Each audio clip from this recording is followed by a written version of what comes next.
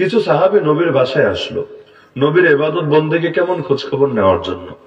যে সময় আসলো নবীজি বাসায় ছিলেন না, তিনি দাওয়াতের কাজে বাইরে গিয়েছেন। তো এসে ঘরের লোকদেরকে জিজ্ঞাসা করলো, নবী মাসে কয়টা রোজা রাখে, আল্লাহ নবী রাতের বেলা কয় রাকাত নামাজ পড়ে। তো সব বলল। শুনে হাদিসের শব্দ হলো কান্নাহুম তাকাল্লুহা, তাদের কাছে বড় কম মনে হলো। বললো, আরে ভাবলাম বড় হুজুর, সব হুজুরের বড় হুজুর মুহাম্মদুর রাসূলুল্লাহ সাল্লাল্লাহু আলাইহি সাল্লাম, তিনি ভেবেছিলাম কত জানি ইবাদত করে, এত কম ইবাদত করে। আমার নবীর ইবাদত কম মনে হচ্ছে। আপনি চিন্তা করেন তাদের চিন্তার লেভেলটা। যেই নবী রাতের বেলা নামাজ পড়তে পড়তে পা ফুলিয়ে ফেলেন, যেই নবী এত রোজা রাখাও রাখেন, এত রাখাও রাখেন যে সাহাবীরা অনেক সময় পেরেশান হয়ে যান। নবী মনে হয় সারা জীবনে রোজা রেখে কাটাবেন, রোজা মনে হয় আর কখনো ছাড়বেনই না। এমনকি আমার নবী এমন রোজাও রাখেন, দিনেও খাওয়া নাই, রাইতেও খাওয়া নাই। উম্মতের জন্য রোজার অনুমতিই নাই, সাহরিও নাই, ইফতারও নাই, দিনেও রোজা, রাতেও রোজা, উম্মতের জন্য অনুমতিই নাই। কিন্তু আল্লাহ নবী এভাবে পর্যন্ত রোজা রাখতেন। কিন্তু তাদের কাছে মনে হলো, হায় রে, এত কম ইবাদত করে। এখন ব্যাখ্যা দাঁড় করলো নিজেরা। আচ্ছা, তিনি তো নবী, আল্লাহ তো তাকে মাফ করে দিয়েছেন। একে তো মাসুম, যার কোনো পাপই হবে না, পাপ হবে না তাও আল্লাহ ক্ষমা করে রেখেছেন। তা আমি আর তুমি, আমরা তো মাসুম না, আবার আমরা ক্ষমা পাবো এটাও তো নিশ্চিত না। আমাদের জান্নাতে যাওয়ার সম্ভাবনাও আছে, জাহান্নামী হওয়ার আশঙ্কাও আছে। আমাদের এত কম ইবাদত বন্দেগী করলে হবে না। তো কি করতে হবে? তিনজন ছিল, তিনজনে তিনটা ওয়াদা করলো, প্রতিশ্রুতি করলো। আউযু বিল্লাহি মিনাশ শাইতানির রাজীম। বিসমিল্লাহির রহমানির রহিম। فمن يكفر بالطاغوت ويؤمن بالله فقد استمسك بالعروة الوثقى لا انفصام لها والله سميع عليم. وقال النبي صلى الله تعالى عليه وسلم من مات وهو يعلم أنه لا إله إلا الله دخل الجنة. آمنت بالله صدق الله العلي العظيم وبلغنا رسوله النبي الكريم. হিলফুল ফজল যুব সংঘ নিশ্চিন্তপুর শরীফপুর কলেবরে মৌলভীবাজার উদ্যোগে আয়োজিত আজকের এই 24তম তাফসীরুল কোরআন মাহফিলের সম্মানিত সভাপতি মণ্ডলী, উপস্থিত আমার শ্রোতা ওয়াজিবুল ইহতিরাম হযরত উলামায়ে কেরাম, এলাকার গণ্যমান্য মুরব্বীগণ, স্থানীয় এবং দূর দূরান্ত থেকে আগত দিন দরদি কোরআন প্রেমী তাওহীদের জনতা এবং পর্দার আড়ালে থাকা মা ও বোনেরা, খুতবার মধ্যে আমি কোরআন মাজিদের সূরাতুল বাকারার 256 নম্বর আয়াত তেলাওয়াত করেছি। এই আয়াত তেলাওয়াত করে সর্বযুগের সর্বশ্রেষ্ঠ মুফাসসির আব্দুল্লাহ বিন আব্বাস রাদিয়াল্লাহু আনহুমা বলেন, হাযা হুয়া মানা লা ইলাহা ইল্লাল্লাহ। এই আয়াতটাই হলো লা ইলাহা ইল্লাল্লাহর অর্থ। আমরা জানি সকল নবীর কালেমা এটাই ছিল। আদম আলাইহিস সালাম থেকে শুরু করে মুহাম্মদুর রাসূলুল্লাহ সাল্লাল্লাহু আলাইহি ওয়াসাল্লাম পর্যন্ত সকল নবীর দাওয়াতের মূল প্রতিপাদ্য এটা ছিল, লা ইলাহা ইল্লাল্লাহ, নেই কোন মাবুদ একমাত্র আল্লাহ ছাড়া। তার মানে একজন মানুষের জিন্দেগির মূল সফলতাই এখানে সে আল্লাহর গোলাম হয়ে বাঁচবে, আল্লাহর গোলাম হয়ে মরবে, আল্লাহর গোলামের ভেতরেই তার জিন্দেগির সফলতা খুঁজে পাবে। আমরা রাসূলের সবচাইতে বড় পরিচয় তিনি আল্লাহর গোলাম। আমরা কালেমা পড়ি না, কালেমা শাহাদাত, আশহাদু আল্লা ইলাহা ইল্লাল্লাহ ওয়া আশহাদু আন্না মুহাম্মাদান আবদুহু ওয়া রাসূলুহু। আবদুহু মানে আল্লাহর বান্দা, আল্লাহর গোলাম, আল্লাহর দাস। তাহলে আমি কালেমার মধ্যেও ঘোষণা দিচ্ছি, আমি সাক্ষ্য দিচ্ছি, মুহাম্মদ সাল্লাল্লাহু আলাইহি ওয়াসাল্লামের 1 নম্বর পরিচয় তিনি আল্লাহর গোলাম, 2 নম্বর পরিচয় তিনি আল্লাহর রাসূল। রাসূল পরিচয় দিচ্ছে 2 নম্বরে, তিনি আল্লাহর গোলাম এই পরিচয় দিচ্ছে 1 নম্বরে। তো রাসূলের ক্ষেত্রেও যদি 1 নম্বর পরিচয় হয় আল্লাহর গোলাম, তাহলে আমি কি আর আপনি কি, আমার আপনার জীবনে সবচাইতে বড় পরিচয় হবে এটা, সবচাইতে বড় সফলতা হবে এখানে, আমি আপনি হয়ে যাব আল্লাহর গোলাম। গোলামের নিজস্ব কোনো চাওয়া পাওয়া থাকে না। মনিবের চাওয়াই তার চাওয়া, মনিবের ইচ্ছাই তার ইচ্ছা, মনিবের বলাই তার বলা। চাকরিজীবী ভিন্ন জিনিস আর গোলাম ভিন্ন জিনিস। চাকরিজীবী মনে চাইলে চাকরি করবে না, মনে চাইলে চাকরি ছাড়বে, কোন বাপের বেটার কি বলার আছে। কিন্তু গোলামকে তো টাকা পয়সা দিয়ে কিনে নেয়, গোলামের নিজস্ব কোনো স্বাধীনতা থাকে না। মনিব যেটা বলবে সেটাই শুনতে হবে, না হলে দুনিয়ার কাছেও ধিকৃত হবে, মনিবের হাতেও মাইর খাবে। তা আমরা আমাদেরকে আল্লাহর চাকরিজীবী বলি না, যে মনে চাইলো করলাম, মনে না চাইলো করলাম না। ডিউটি করলে বেতন পাবো, ডিউটি না করলে বেতন পাবো না, এটা এমন কোনো ব্যাপার না। আমরা আল্লাহর গোলাম, আল্লাহর গোলামের বাইরে যাওয়ার কোন অপশনে আমাদের জন্য খোলা না। যেমন কোরআন সূরা রহমানে আল্লাহ বলেন, হে জিন জাতি আর মানব জাতি, যদি পারো আসমান জমিনের বর্ডার ক্রস করবে করো, ইন ইসতাতাতুম আন তানফুযু মিন আকতারিস সামাওয়াতি ওয়াল আরদি ফানফুযু। আসমানের বাইরে গিয়ে, জমিনের বাইরে গিয়ে যা মনে চায় তা করো, কিন্তু না আসমান অতিক্রম করতে পারবা, না জমিন অতিক্রম করতে পারবা, না আল্লাহর ক্ষমতার বাইরে যেতে পারবা। যদি নাই পারো তাহলে ফাবি আইয়ি আলাই রাব্বিকুমা তুকাদ্দিবান, রবের কোন নিয়ামতটাকে অস্বীকার করবা। তাহলে যেহেতু আমাদের সবচাইতে বড় পরিচয় আল্লাহর গোলাম, সুতরাং আমাদের একমাত্র কাজই হলো আল্লাহর গোলামি করতে থাকা। যে কাউকে যদি জিজ্ঞাসা করেন, আমি যতটুকু ধারণা করি, এই এলাকার মুরব্বী তো মুরব্বী, যে এই বাচ্চাদেরকেও যদি জিজ্ঞাসা করেন আপনার জীবনের শেষ চাওয়াটা কি হবে, মানে প্রত্যেকের জীবনের শেষ একটা চাওয়া থাকে না, যে আমি যেই কয়দিনে হায়াত পাই কিন্তু আমার শেষ চাওয়াটা কি হবে। আমি ধারণা করে বলতে পারি, যদিও আপনাদের প্রত্যেকের সাথে আমার পরিচয় আছে এমন না, কিন্তু আমি এটাই বিশ্বাস করি, আপনাদের দ্বিমত থাকলে বলে দিয়েন, যে প্রত্যেকেই জবাব দিবে যে আমার জীবনের শেষ চাওয়া আল্লাহর নাম নিতে নিতে দুনিয়া থেকে যাওয়া। এর বাইরে আর কোন চাওয়া আছে নাকি? মান কানা আখিরু কালামিহি লা ইলাহা ইল্লাল্লাহ দাখালাল জান্নাহ। নবী বলেন, যার জীবনের শেষ কথা হবে লা ইলাহা ইল্লাল্লাহ, সে জান্নাতে যাবেই যাবে। লা ইলাহা ইল্লাল্লাহ মানে তো একথারই ঘোষণা, আমার জীবনে হুকুম চলবে একজনেরই, তিনি কে? লা ইলাহা ইল্লাল্লাহ। আল্লাহ ছাড়া দ্বিতীয় কারো হুকুম মানি না, দ্বিতীয় কারো আনুগত্য করি না, দ্বিতীয় কারো বিধান মানি না। কারণ যে যার বিধান মানে সে তাকে মাহবুদ মনে করে। সূরা ইয়াসিনে আছে, কিয়ামতের দিন আল্লাহ অনেককে ধরবে, আলাম আহাদ ইলাইকুম ইয়া বানি আদম আল্লাহ তা'বুদুশ শাইতান। হে আদমের বেটা, আমি কি তোর থেকে অঙ্গীকার নেই নাই তুই শয়তানের ইবাদত করবি না, শয়তানকে মাহবুদ বানাবি না? ইন্নাহু লাকুম আদুউম মুবিন, নিশ্চয়ই শয়তান তোদের প্রকাশ্য দুশমন। তো শয়তানের আবার মাহবুদ বানায় কিভাবে, শয়তানের আবার ইবাদত করে কিভাবে? ওই যে শয়তানের কথা শুনে শুনে বান্দা যখন পাপ করে, আল্লাহকে নারাজ করে, এটাই মূলত শয়তানের ইবাদত করার অর্থ, শয়তানকে মাহবুদ মানার অর্থ। না হলে গোটা পৃথিবীতে শয়তানকে সেজদা দেয় এমন লোক কয়জন আছে? শয়তানের উদ্দেশ্য রুকু করে এমন লোক কয়জন আছে? কিন্তু শয়তানের বিধান মেনে আল্লাহর বিধানকে যারা ত্যাগ করে, ওদেরকেই শয়তানের গোলাম বলে, শয়তানের দাস বলে। নফসের পূজা কি করে দুনিয়াতে? পূজা বলতে ওই মূর্তির পূজা যেভাবে করে, এভাবে নফসের পূজা কেউ করে নাকি? আমি তো আমার জীবনে দেখিও নাই, কোনোদিন শুনিও নাই। কিন্তু নফসের কথা মেনে যারা আল্লাহকে নারাজ করে, আল্লাহ বলেছেন তারে এক মানতে, নফস বলল না আল্লাহর সঙ্গে শিরিক করতে, আল্লাহটা বাদ দিয়ে নফসেরটা মানলো, তাহলে সে কিন্তু নফসকে মাহবুদ বানিয়ে ফেলেছে। কোরআনে আছে, আল্লাহ বলেন, আফারাআইতা মান ইত্তাখাযা ইলাহাহু হাওয়া। হে নবী, আপনি কি ওই লোককে দেখেছেন যে নিজের নফসকে মাহবুদ বানিয়েছে? তাহলে কি বোঝা যায়? যে যার বিধান মানে সে মূলত তাকেই মাহবুদ হিসাবে বিশ্বাস করে। এমনকি কোরআনে একটা সূরা আছে, সূরা তাওবা, নাম শুনেছেন? 10 নম্বর পরে একটা সূরা আছে, সূরা তাওবা। এই সূরার মধ্যে আল্লাহ বলেন, ইত্তাখাযু আহবারহুম ওয়া রুহবানাহুম আরবাবাম মিন দুনিল্লাহ।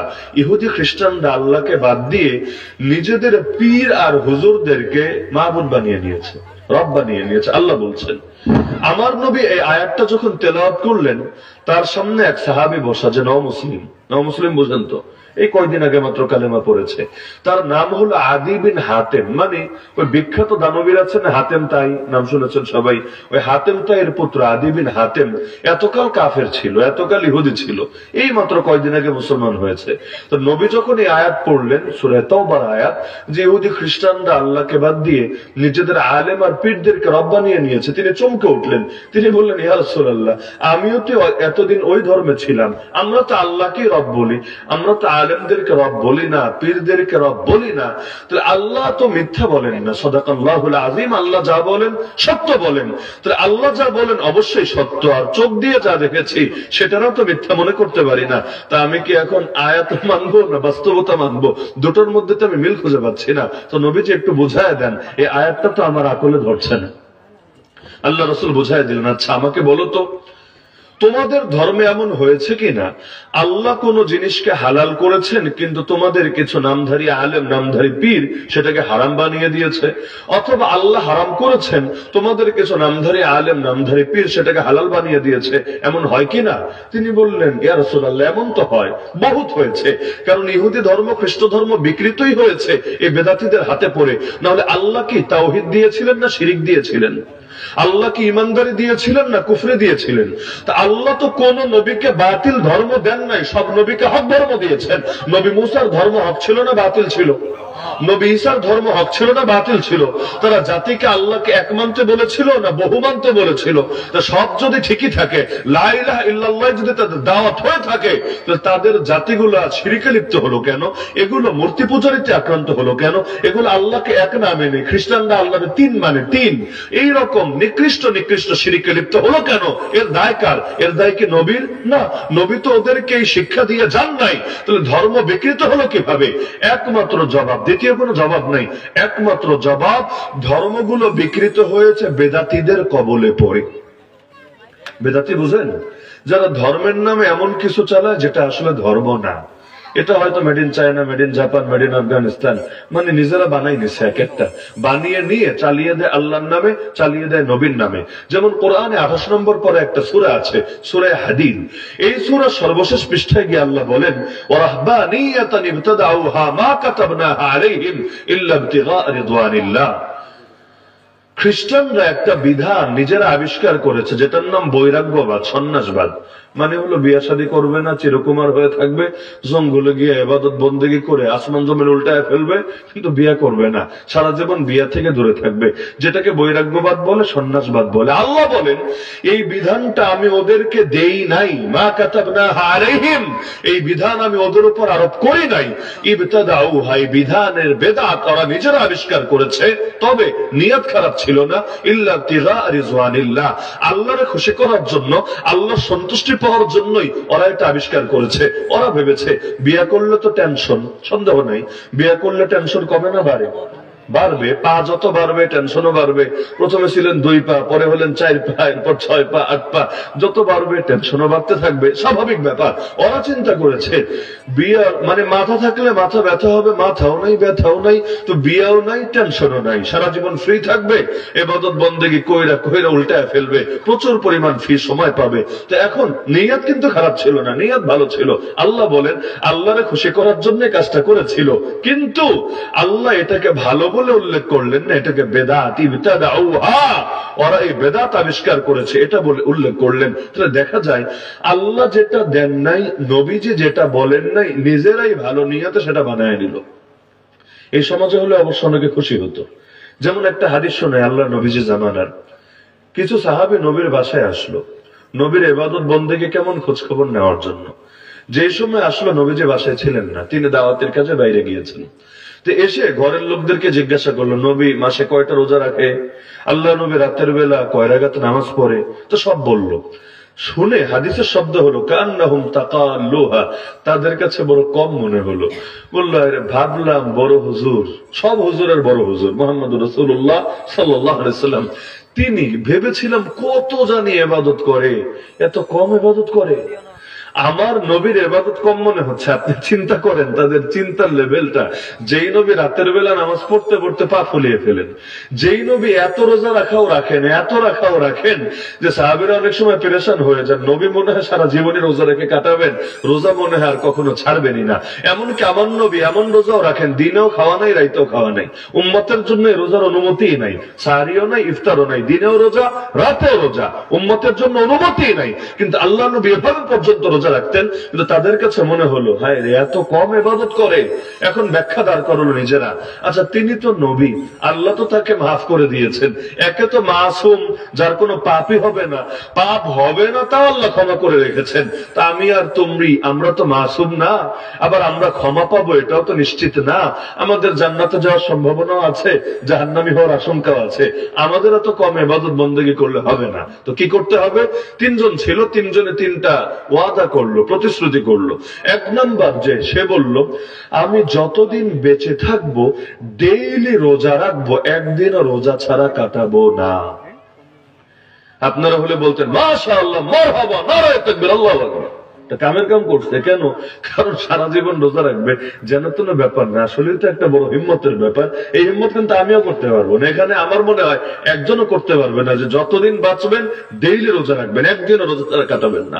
দ্বিতীয় জন সে বলল আল্লাহর কসম করে বলছি যতদিন বেঁচে থাকবো ডেইলি সারা রাত নফল নামাজ পড়বো, এক মুহূর্তের জন্য ঘুমাবো না, মানে পুরো রাত নামাজে কাটায় দিব।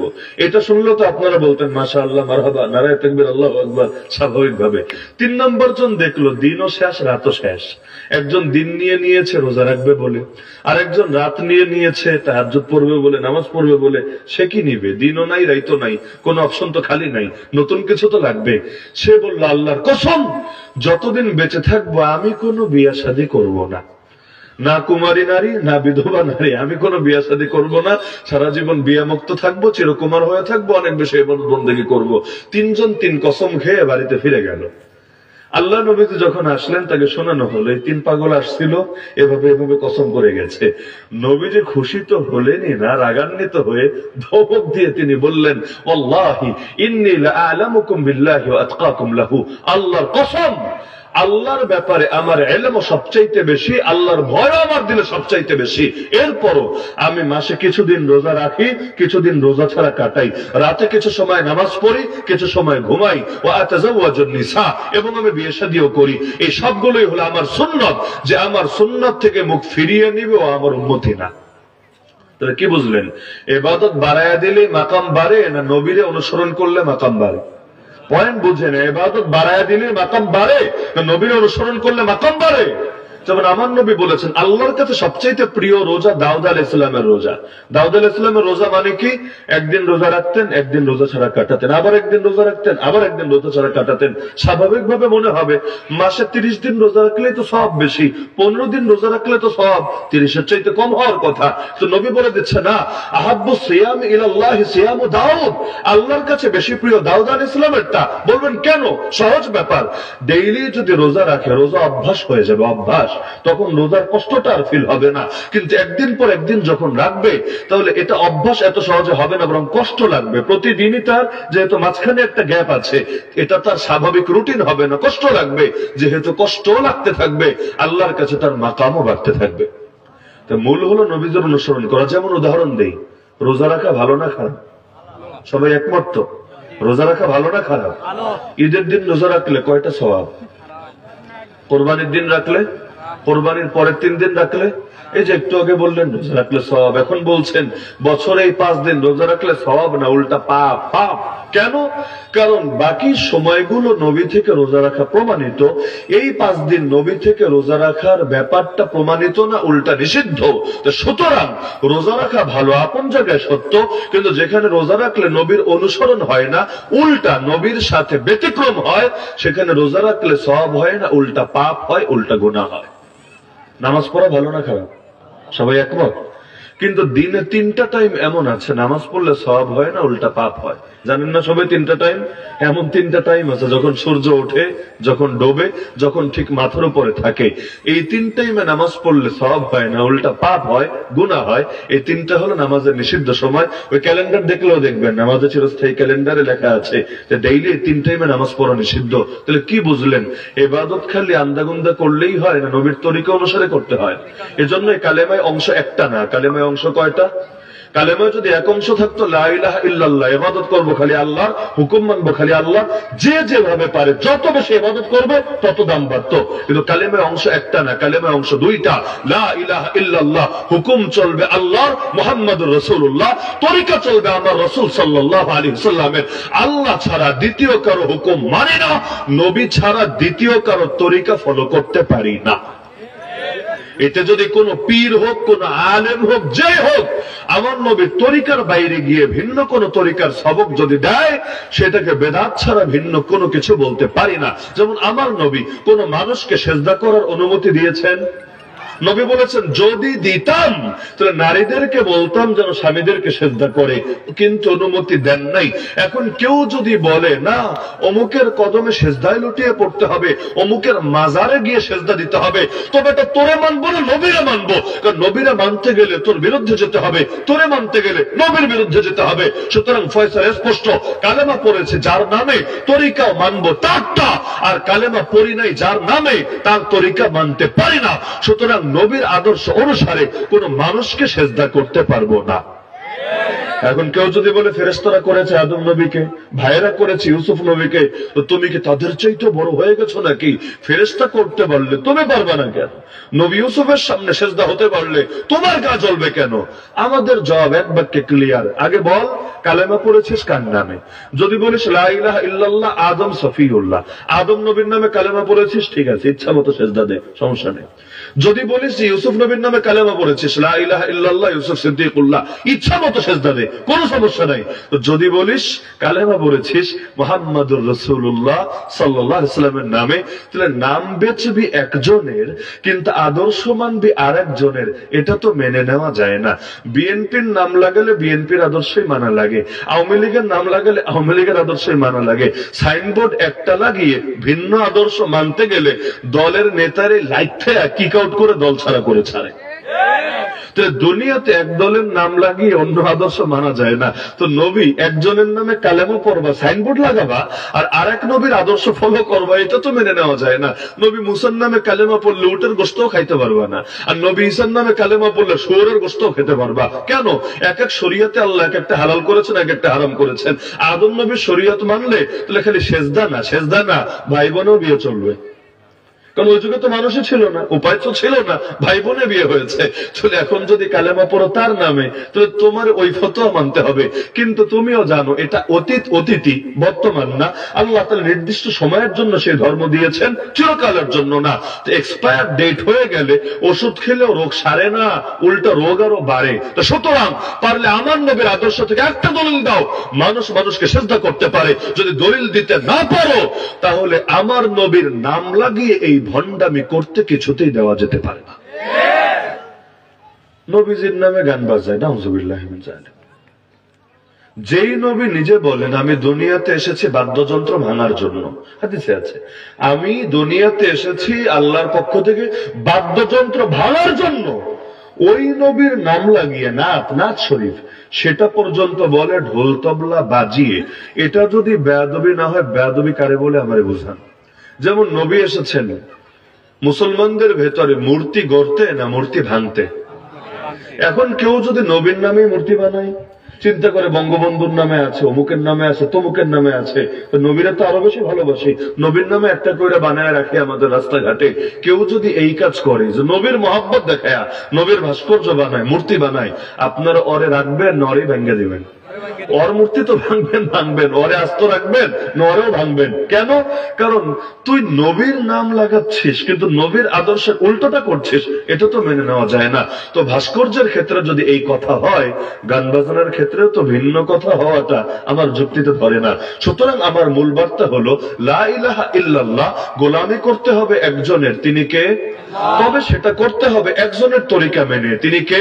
মুহাম্মদুর রাসূলুল্লাহ সাল্লাল্লাহু আলাইহি ওয়াসাল্লাম। এটাই কালেমার কথা। সুতরাং আজকে এই মাহফিল থেকে প্রত্যেকে একটা সবক নেন এবং আজকে হিসাব করতে বসেন। আমার মাথা থেকে পা প্রতিটা অঙ্গ কার গোলাম?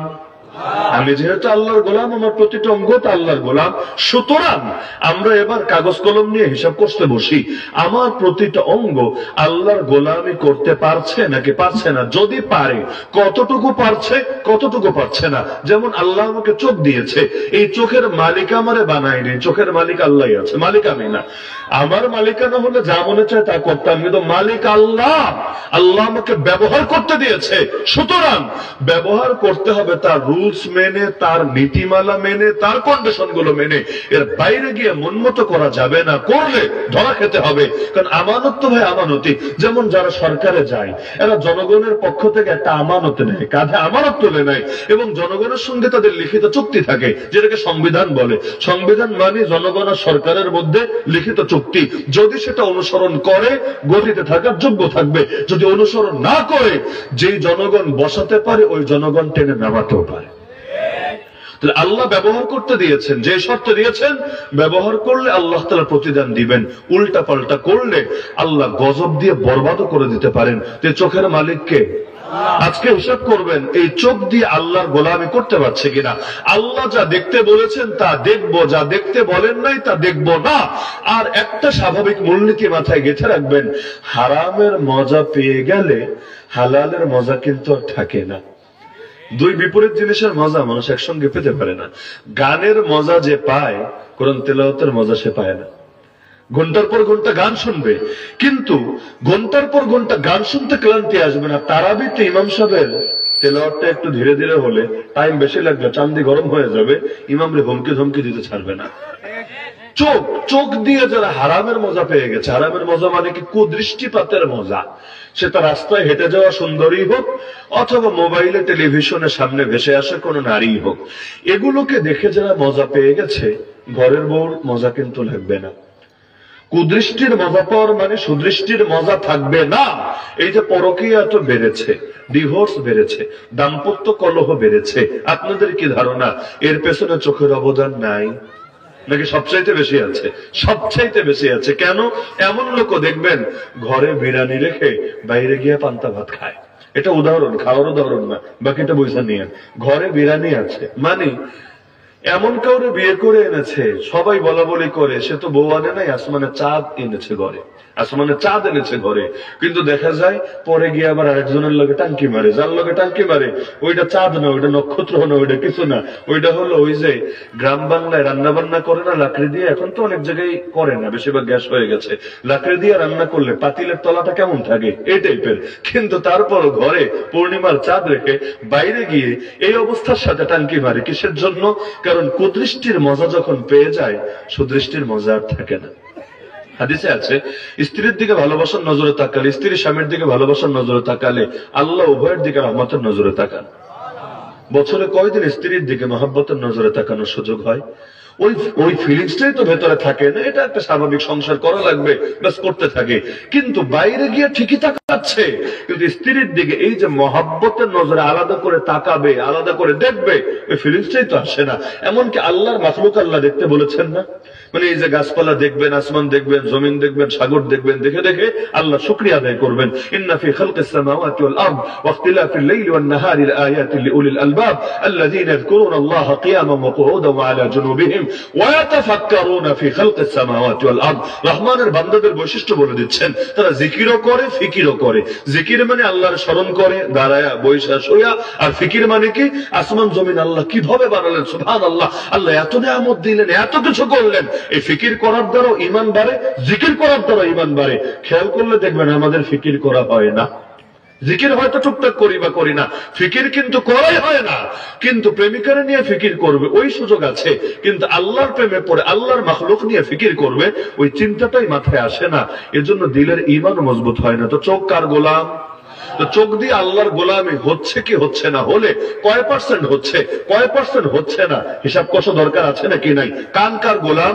কান দিয়ে যা মনে হচ্ছে শুনতে পারবো না, গীবত করাও হারাম, শোনাও হারাম, গান বাজনা গাওয়াও হারাম, শোনাও হারাম, আরো যা কিছু আছে, কোনটা হারাম কোনটা হালাল মোটামুটি আপনাদের জানা আছে। তো হিসাব করেন, কারও তো আল্লাহর গোলাম, গোলামি করতে পারছে কিনা, পারলে কয় পার্সেন্ট পারছি, কয় পার্সেন্ট পারছি না। যেটা পারছি না এটার সমাধান কি? কারণ রোগ যদি দেখা দেয় ওষুধ তো খাওয়া লাগবে, রোগ যদি থাকে তাহলে এর মোকাবেলায় চিকিৎসাও তো আছে। আমার চোখের গোলামি যদি ছুটে যায়, কানের গোলামি যদি ছুটে যায়, জিহ্বাও তো আল্লাহর গোলাম, জিহ্বাও তো আল্লাহর গোলাম, দিলও তো আল্লাহর গোলাম, পেটও তো আল্লাহর গোলাম, লজ্জাস্থানও আল্লাহর গোলাম, হাতও আল্লাহর গোলাম। তো প্রতিটা অঙ্গ দিয়ে গোলামি করতে পারছে কিনা, পারলে কতটুকু পারছি, এই হিসাবটা যদি কেউ বের করতে পারেন এবং সচেতন ভাবে এগোতে পারেন, জামানার ওলি হবেনই হবেন ইনশাআল্লাহ। যেমন ধরেন সব ঠিক আছে, খালি দিলে ভেজাল। দিলে ভেজাল মানে কি? স্ত্রীর সাথে মেলামেশা করছে, কল্পনায় অন্য কোনো পরনারী ভেসে উঠেছে, তাহলে তার আমল নামায় কিন্তু জিনার গুনাহ লেখা হবে, জিনার গুনাহ। কেন? সব ঠিক আছে, কোথাও পাপ নাই, কিন্তু এক জায়গায় সব ঠিক আছে, চোখ হাত পা ঠিক আছে, খালি এক জায়গায় ঝামেলা ঢুকে গেছে, পবিত্র কাজ করে অপবিত্র হয়ে যাচ্ছে, দিলটা কলঙ্কিত হয়ে যাচ্ছে। আমি একটা হাদিস বললে বিষয়টা আরো ভালো বুঝবেন। জুমার দিন, এই যে শুক্রবার গেল তো পরশু দিন, আচ্ছা, জুমার নামাজের ফজিলত নিয়ে একটা হাদিস নিয়মিত আপনারা শোনেন। সেটা কি? গোসল করবে, মসজিদে আগে আগে আসবে, ইমামের ধারে কাছে বসবে, চুপ থেকে মনোযোগের সাথে খুতবা শুনবে, ইত্যাদি ইত্যাদি। যে করবে তার আমল নামায় আল্লাহ গুনাহ মাফ করবে, এক সপ্তাহের অতীতের গুনাহগুলো মাফ করবে, ইত্যাদি। এই হাদিসগুলো নিয়মিত শোনেন না? এই হাদিসের মধ্যে প্রথম শব্দটা নিয়ে খালি চিন্তা করেন। নবী বলেন, মান গাসসালা ওয়া গাতাসালা। জুমার ফজিলত কে পাবে? আলোচনা করতে গিয়ে নবী বলেন, এক নম্বর গুণ হলো যে নিজের বউকেও গোসল দিল, নিজেও গোসল করলো। এটা আবার কি কথা? জুমার দিন নিজে গোসল করবো, আতর লাগাবো, মসজিদে আসবো, আগে আসবো, ইমামের কাছে বসবো, সব বুঝে আসে এবং এতে জুমার ফজিলত পাবো, সব ঠিক আছে। নবীর প্রথম শব্দই হলো মান গাসসালা ওয়া গাতাসালা, যার একটা অনুবাদ হলো যে নিজের স্ত্রীকে গোসল করালো এবং নিজেও গোসল করলো, এরপর বাকি কাজগুলো করলো, সে জুমার ফজিলত পাবে। তো সব ঠিক আছে, তো বউয়ের গোসলের সাথে জুমার নামাজের ফজিলতের কি সম্পর্ক? চিন্তা আসে নাকি আসে না? খটকা জায়গা স্বাভাবিক ব্যাপার। নবী এই পয়েন্ট এখানে কেন টানলো? খুব সূক্ষ্মভাবে বোঝেন, মানে ইসলাম কত গভীর, আমার নবীর চিন্তা কত দূরদর্শী, এগুলো নিয়ে চিন্তা করলেও দিলে হেদায়েতের দরজা খুলে যাবে ইনশাআল্লাহ।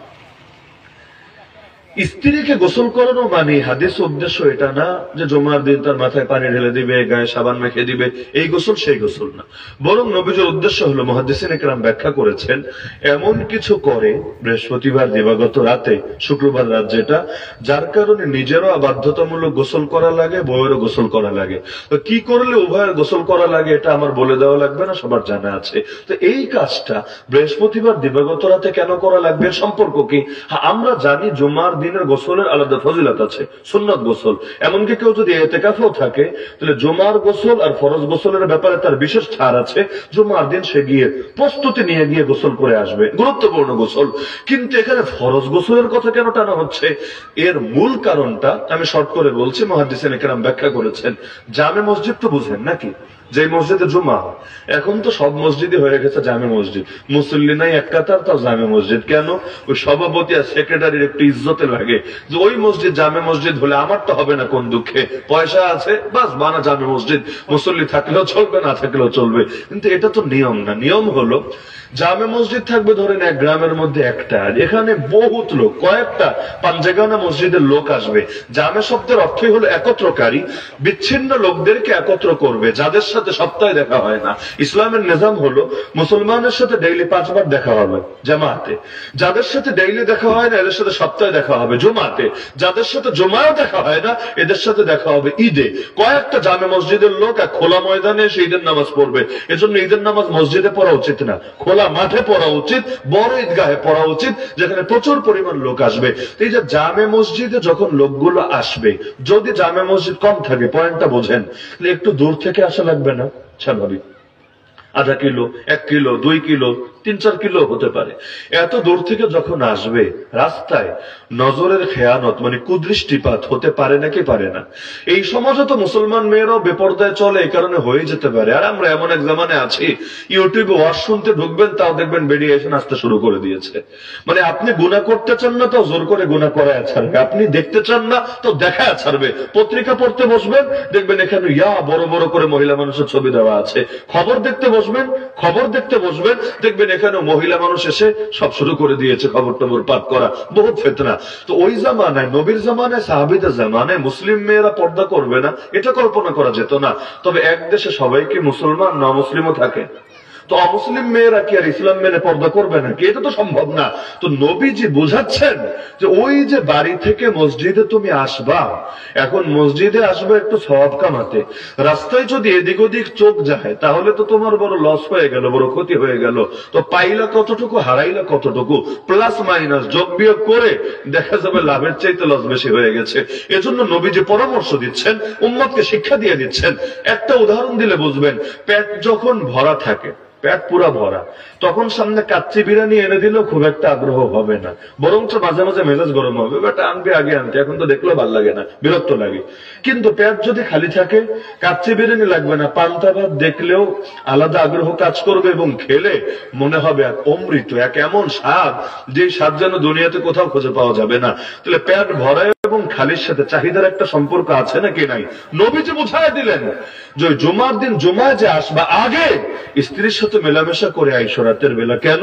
তাহলে যখন আসবা তুমি মসজিদে তখন নজরটা খুব বেশি এদিক সেদিক যাবে না, কারণ চাহিদা তো অত নাই, কারেন্ট একটু কম আছে শরীরে এবং মোটামুটি চাহিদা ভরা আছে, তো যার কারণে ওই সময় দেখা যাবে তোমার অত বেশি আকর্ষণ জাগবে না, কাচ্চি বিরিয়ানি দেখলেও তুমি হয়তো তাকাবা না। আর যদি ক্ষুধা বেশি থাকে পান্তাবাদ থেকেও নজর হয়তো দূরে রাখতে পারবা না। তাহলে ইসলাম কতটা সতর্ক চিন্তা করেছেন, আপনার চোখকে পবিত্র রাখবে। এজন্য নবী পরামর্শ দেন যে জুমার দিন জুমায় আসবে, ভালো কথা, আগে মেলামেশা কইরা আইসো, নিজেও গোসল কইরা আইসো, বউরে গোসল করে আইসো। তাহলে কি বুঝলেন? ইসলাম কি শুধু আমাদেরকে নামাজ রোজা এতটুকুই করতে বলে, না সব অঙ্গরে আল্লাহর গোলাম বানাতে বলে? তো আমাদের জীবনে বাস একটাই মাকসাদ, আমার পুরো সব কথার মূল বার্তা কিন্তু একটাই, সেটা হলো আমাদের সব কিছু দিয়ে আল্লাহর গোলামি নিশ্চিত করতে হবে, আল্লাহর গোলাম হয়ে বাঁচতে হবে, আল্লাহর গোলাম হয়ে মরতে হবে। একটা অঙ্গের গোলামিও যদি ছুটে যায়, আল্লাহ মাফ করুন, আল্লাহ ক্ষমা করুন, ঈমান হারা হয়েও কবরে যাওয়া লাগতে পারে, আল্লাহ মাফ করুন। ঘটনা বললে আলোচনা লম্বা হবে। সালেহ আল মুয়াজ্জিন ছিল বাগদাদে, 40 বছর আযান দিয়েছে। ইমাম ইবনুল জাওজি তার ঘটনা উল্লেখ করেছেন। শুধুমাত্র একটা কুদৃষ্টি, জীবনে একটা কুদৃষ্টি, 40 বছর আযান, বুঝেন? তার বয়স মিনিমাম 50-এর উপরে আছে, বালেগ হওয়া থেকে যদি আযান দেয় 50-এর উপর বয়স আছে। এতকাল আযান দেওয়ার পর একদিন একটা কুদৃষ্টিপাত শেষ পর্যন্ত তারে খ্রিস্টান বানিয়ে ছেড়েছে। আলোচনা লম্বা হবে, আমি পুরো ঘটনায় যাচ্ছি না। খ্রিস্টান বানিয়ে ছেড়েছে এবং ওই অবস্থায় তার মরণ হয়েছে, বেঈমান অবস্থায়। কোন মুসলমানও লাশ নিতে আসে নাই। পরবর্তীতে ছালার চটের মধ্যে পেঁচিয়ে নর্দমায় লাশ ফেলে রাখা হয়েছে। একটা মাত্র নজরও মানুষের ঈমানকে, ইবাদতের স্বাদকে বরবাদ করে দিতে পারে। কত মানুষের তাহাজ্জুদ ছুটে যায় একটা কুদৃষ্টির কারণে, কত মানুষের ইবাদতের স্বাদ নষ্ট হয়ে যায় একটা কুদৃষ্টির কারণে। এমন ছেলে পেলে আমরা দেখেছি যারা একসময় অনেক নামাজ পড়তো, অনেক দিন মানতো, কিন্তু এখন এদেরকে দেখলে মানে আপনার ঘৃণা জাগবে। ঘৃণা কেন? ওই যে একটা হারাম রিলেশনে জড়িয়েছে, একদম সব শেষ, আখিরাত তো শেষ, দুনিয়া শেষ, পড়ালেখা শেষ, বাপ মার সাথে সম্পর্ক শেষ, সব শেষ, শুধুমাত্র এই নজরেই নজর। বাকি সব গোলামি হয়তো ঠিক ছিল, একটা অঙ্গের গোলামি ছুটে গেছে, মাহরুম হয়ে কপাল পোড়া হয়ে দুনিয়া থেকে যেতে পেরেছে। সুতরাং বার্তা একটাই, সবগুলো অঙ্গ দিয়ে আল্লাহর গোলামি করতে পারছেন কিনা ফিকির করবেন তো ইনশাআল্লাহ। তো মাহফিল গুলো করা হয় একটা মাকসাদকে সামনে রেখে, শুধু কানের মজা দেওয়ার জন্য না। তো কথা যদিও বেশি লম্বা সময় হয় নাই, কিন্তু আমি সবাইকে এই রিকোয়েস্টটা করব যে আল্লাহর ওয়াস্তে প্রত্যেকে এই মেসেজটা নিয়ে যান, এই ওয়াজ থেকে এই মেসেজটা নিয়ে যান যে আমাদেরকে আল্লাহর গোলামির ভেতরেই সফলতা খুঁজতে হবে। আল্লাহর গোলামি ঠিক রেখে বাকি যা কিছু হবে যদ্দূর হবে আলহামদুলিল্লাহ। আর আল্লাহর গোলামি বাদ দিয়ে বাকি কোনো কিছু আমাদের লাগবে না। এমনকি কোরআন তো বলে দিয়েছে নবীকে, হে নবী, ওই হারাম তো হারাম, হালালের দিকেও তাকাবেন। হালাল মানে কি? ওই দুনিয়ার বিলাসিতা যেগুলো আছে, ভোগ বিলাসিতা যেগুলো আছে, এগুলোর দিকেও নজর দিবা না। ওয়ালা তামুদ্দান্না আইনাইকা ইলা মা মাত্তানা বিহি আজওয়াজাম মিনহুম যাহরাতুল হায়াতিদ দুনিয়া। কেন? আপনি একটা উদাহরণ দেই, আপনি 125 সিসির একটা মোটরসাইকেল চালান, আপনি যদি নিচের দিকে নজর দেন যে 50 চালায়, 80 চালায়, 100 সিসি চালায়, 110 চালায়, দিল থেকে আল্লাহ শুকরিয়া আসবে, আল্লাহ আমার বহুত দিয়েছে আলহামদুলিল্লাহ। কিন্তু যদি উপরে তাকান, 150 সিসির দিকে তাকান, 350 সিসির দিকে তাকান, রয়্যাল এনফিল্ডের দিকে তাকান, R15 এর দিকে তাকান, কি হবে? আল্লাহ দুনিয়া সবাইরে দিলে, আমারই খেলে বঞ্চিত রাখলা। 50,000 টাকা দামের মোবাইল চালান, আপনি বাটন ফোনের দিকে তাকালে, 10,000 20,000 এর দিকে তাকালে দিল থেকে শুকরিয়া আসবে, আল্লাহ আমার বহুত দিয়েছে আলহামদুলিল্লাহ। কিন্তু আইফোনের দিকে তাকালে, দামিটার দিকে তাকালে দিলের মধ্যে শুধু না শুকরিয়া আসবে, আল্লাহ আমার কিচ্ছু দিলা না। সামান্য ক্ষমতা পেয়েছেন, ধরেন মেম্বার চেয়ারম্যানে হয়েছেন, ওই এমপির দিকে মন্ত্রীর দিকে তাকালে আল্লাহ আমার তো কিছুই দিলা না। আর সাধারণ মানুষের দিকে তাকালে আল্লাহ আমার যা রাখছে আলহামদুলিল্লাহ। তাহলে এর জন্য নবীকে বলেছেন হারাম তো হারাম, তাকাবানো তো ওদিকে তাকাবাই না। হালাল যে ভোগ বিলাসিতা, যে ভোগ্য পণ্য আমি দুনিয়াদারদেরকে দিয়েছি, ওদেরকে ফিতনা হিসাবে, পরীক্ষা হিসাবে, ওগুলোর দিকে তাকাবা না, যাতে করে দিলের মধ্যে কানাত থাকে, অল্প তুষ্টি থাকে, আল্লাহ শুকরিয়া থাকে। সুতরাং প্রতিটা অঙ্গের গোলামে শতভাগ নিশ্চিত করতে হবেই হবে। সবার সামনে স্পষ্ট তো? আমি যে বার্তা দিলাম স্পষ্ট তো ইনশাআল্লাহ? তো যখন বুঝে ফেললেন এবার মানতে শুরু করেন। আমাদের বাঙালিদের জানায় সমস্যা না, মানা সমস্যা। আমরা খুব জানি মাশাআল্লাহ, এক একজন বহুত জানি, কিন্তু মানতে পারি না। এজন্য যতটুক জানলেন, আমি মনে করি একটা জিনিস যদি মানতে পারেন দ্বিতীয় সবক লাগবে না, এক ডোজে যথেষ্ট জিন্দেগি পরিবর্তনের জন্য। আল্লাহ আমাকে, আমাদের সবাইকে প্রতিটা অঙ্গের মাধ্যমে মরণ পর্যন্ত আল্লাহর গোলামি করে যাওয়ার তৌফিক দান করুন, এবং আল্লাহর নাম নিতে নিতে দুনিয়া থেকে শেষ নিঃশ্বাস ত্যাগ করার তৌফিক দান করুন। আমিন। ওয়া আখিরু দাওয়ানা আলহামদুলিল্লাহি রাব্বিল আলামিন। সবাই দুরূদ শরীফ পাঠ করি।